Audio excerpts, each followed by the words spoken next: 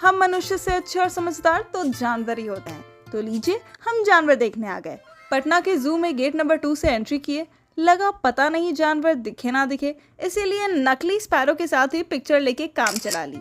फिर कुछ आगे जाते ही हमें मिली बहुत ही फोटोजेनिक मोड़, जो लेफ्ट राइट क्या हर एंगल से पिक्चर देने को तैयार थे। तो खींच मेरी फोटो, तो खींच मेरी फोटो, तो खींच मेरी फोटो।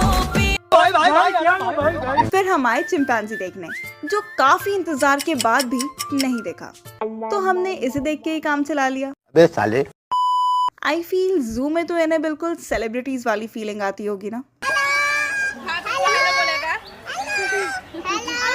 फिर थोड़ा आगे जाते ही हमें दिखी 2 शेरनियां, एक यहाँ और दूसरी कैमरा के पीछे। शेरनी देखने के बाद अब बारी थी टाइगर की, जिसने शायद खाना ज्यादा खा लिया था।